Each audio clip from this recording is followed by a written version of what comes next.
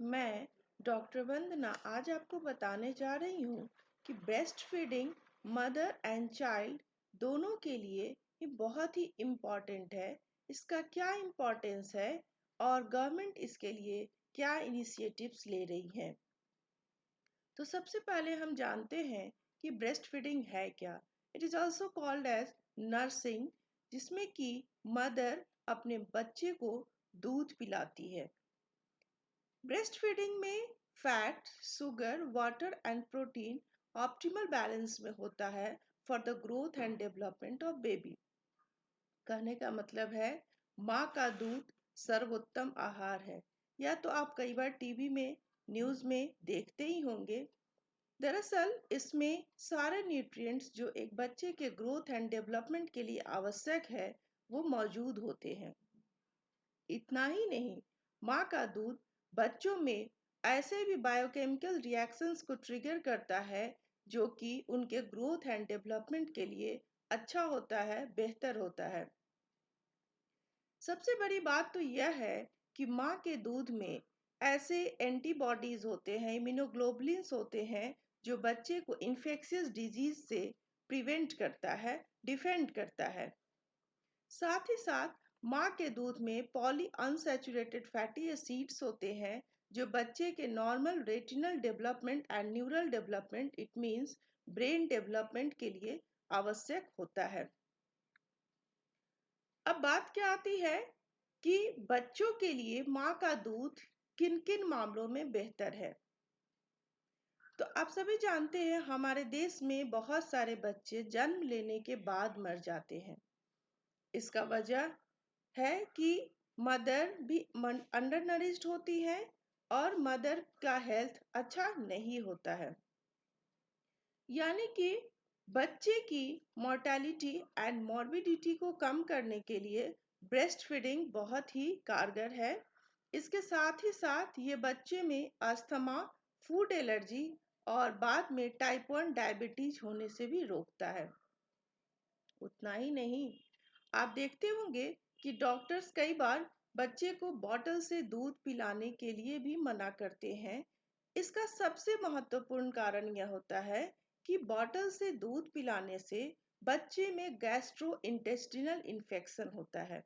क्योंकि जब हम बच्चे को बॉटल से दूध पिलाते हैं तो उस दूध से इन्फेक्शन कम, लेकिन उस बॉटल से इन्फेक्शन ज़्यादा होता है जिसका उपयोग माँ अपने बच्चे को दूध पिलाने के लिए करती है। तो अगर हम बॉटल का प्रयोग नहीं करेंगे तो बच्चे में इन्फेक्शन की समस्या ही नहीं आएगी।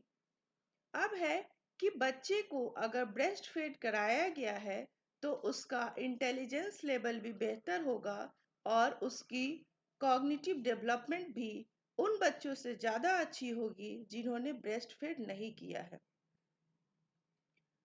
ऐसे बच्चे जिनको ब्रेस्ट फीडिंग कराया गया है वो ओवरवेट या ओबीज अपने आगे के लाइफ में नहीं होंगे and they are less prone to diabetes in the later life. इसका मतलब कि माँ का दूध बच्चे के ओवरऑल डेवलपमेंट के लिए बहुत ही अच्छा होता है। इतना ही नहीं, it improves the child development and reducing the health cost, resulting in economic gain for individual families as well as the national level. अगर बच्चा कम बीमार पड़ेगा, उसकी चाइल्ड डेवलपमेंट अच्छी होगी तो डेफिनेटली वो आगे चलकर अच्छा अर्न करेगा और हमारे देश में इकोनॉमिक गेन अच्छा होगा एट द फैमिली लेवल। और फैमिली से ही समाज बनता है और समाज से ही देश बनता है, तो पूरे नेशनल लेवल पे इकोनॉमिक गेन होगा। अब बात यह आती है कि यह माँ का दूध सिर्फ बच्चे के लिए ही बेहतर नहीं है। जो माँ अपने बच्चे को दूध पिलाती है यह उनके लिए भी, उस माँ के लिए भी अच्छा है जो अपने बच्चे को दूध पिलाती हैं। क्योंकि दूध पिलाने वाली माँ में ओवेरियन कैंसर और ब्रेस्ट कैंसर के चांसेस बहुत कम हो जाते हैं और आफ्टर डिलीवरी जो ब्लड लॉस होता है वह भी कम हो जाता है। यूट्रस श्रिंकेज अच्छा होता है। और आप एक चीज और जानते होंगे कि after delivery post partum depression भी होता है, यानी बहुत सारी माँ जब अपने बच्चे को जन्म देती है तो जन्म देने के कुछ हफ्ते एक आध महीने बाद उनमें डिप्रेशन देखा गया है, जिसे पोस्टपार्टम डिप्रेशन कहते हैं। अगर माँ अपने बच्चे को दूध पिलाती रहती है, ऐसी माँ में यह पोस्टपार्टम डिप्रेशन कम देखने को पाया गया है। उतना ही नहीं, अगर औरतें अपने बच्चे को दूध पिला रही होती हैं तो उससे उनके मेंस्ट्रुएशन एंड फर्टिलिटी में डिले होता है। यानी अगर फर्स्ट 6 मंथ तक आप टोटली अपने बच्चे को अपने दूध पर रखी हैं तो वह अपने आप में आपके लिए एक फर्टिलिटी को कम करेगा, जिसे हम लैक्टेशन एमिनोरिया कहते हैं, जिससे चाइल्ड में स्पेसिंग होगी। It also has the long-term benefits, including the decreased risk of cardiovascular disease and rheumatoid arthritis also. इसका मतलब कि यह सिर्फ उस समय के लिए ही नहीं बेनिफिशियल है, आगे के भविष्य के लिए भी अच्छा है। साथ ही साथ माँ का दूध माँ और बच्चे के बीच इमोशनल बॉन्ड बनाने में बहुत ही कारगर साबित होता है। शायद इसीलिए माँ का नाम पिता से भी पहले लिया जाता है। अब है कि चूंकि माँ का दूध बहुत ही महत्वपूर्ण है, इसको देखते हुए WHO और यूनिसेफ का रिकमेंडेशन है कि आप बच्चे को early initiation of breast feeding with in 1 hour of birth, यानी जन्म के 1 घंटे के अंदर ही आप बच्चे को दूध पिलाना शुरू कर दें। And exclusive breast feeding for the first 6 month of life, यानी जीवन के पहले 6 महीने में आपको सिर्फ और सिर्फ माँ का दूध देना है। बच्चे को पानी की भी आवश्यकता नहीं होती है।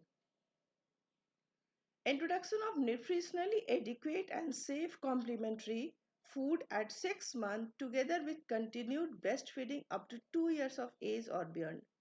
यानी कि कई बार माँ ऐसा प्रश्न पूछती है कि कब तक बच्चे को दूध पिलाना चाहिए। दरअसल पहला 6 महीना बच्चे को सिर्फ माँ अपने दूध पर रखे। 6 महीने के बाद बच्चे को कॉम्प्लीमेंट्री फूड भी देना शुरू करे, क्योंकि 6 से 12 महीने के बीच में बच्चे की जितनी रिक्वायरमेंट है, फूड की रिक्वायरमेंट है, उसका 50% ही माँ के दूध से पूरा होता है।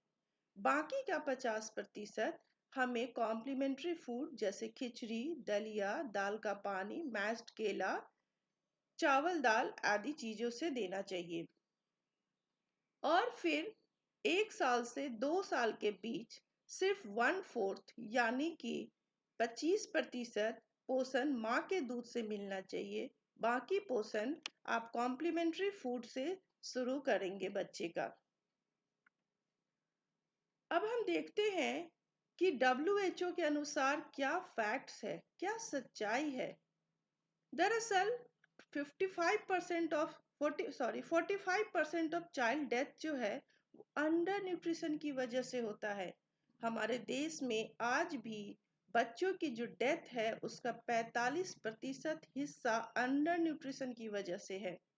उतना ही नहीं, 2019 के डाटा के अनुसार 144 मिलियन बच्चे जो 5 साल से कम के हैं, वो अपने उम्र के अनुसार उनकी हाइट कम है, वो स्टंटेड है।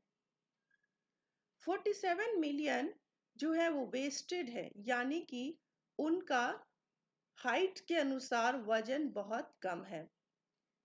38.3 मिलियन ओवरवेट या ओबीज हैं।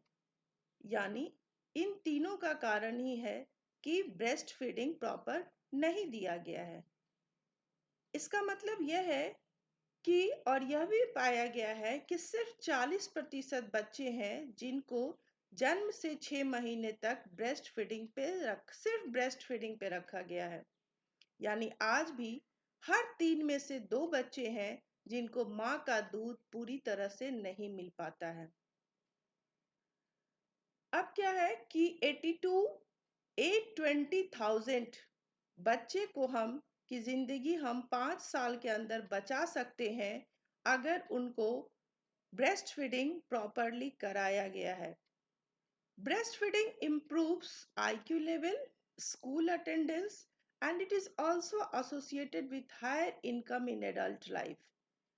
अगर बच्चे को प्रॉपरली ब्रेस्ट फीडिंग कराया जाता है तो उनका आईक्यू लेवल अच्छा होगा। जब आईक्यू लेवल अच्छा होगा तो डेफिनेटली स्कूल अटेंडेंस भी अच्छा होगा और वो आगे चलकर हायर इनकम एडल्ट बनेंगे।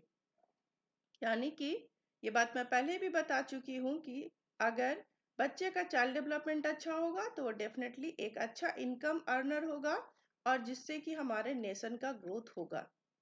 अब बात यह आती है कि वर्ल्ड ब्रेस्ट फीडिंग वीक क्यों मनाया जाता है भाई?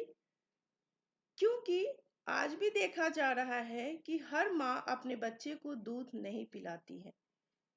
सिर्फ 40% ही महिलाएं हैं जो अपने बच्चे को दूध पिला रही हैं।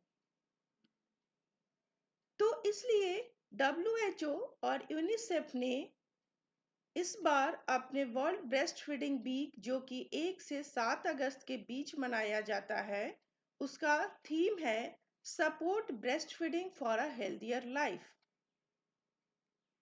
इस उद्देश्य को लेकर सबसे पहली बात यह देखी गई है कि ब्रेस्ट फीडिंग काउंसलिंग लोगों को दिया जाए।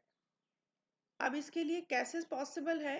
तो कुछ इनिशिएटिव्स लिए गए हैं जिसमें सबसे पहला इनिशिएटिव है invest to make skilled breast feeding counselling available to every women.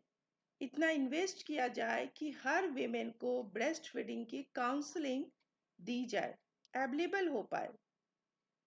Train किया जाए हेल्थ केयर वर्कर्स को इंक्लूडिंग मिडवाइफ्स एंड नर्सेस ताकि वो महिलाओं को एक स्किल्ड ब्रेस्ट फीडिंग काउंसलिंग दे सके।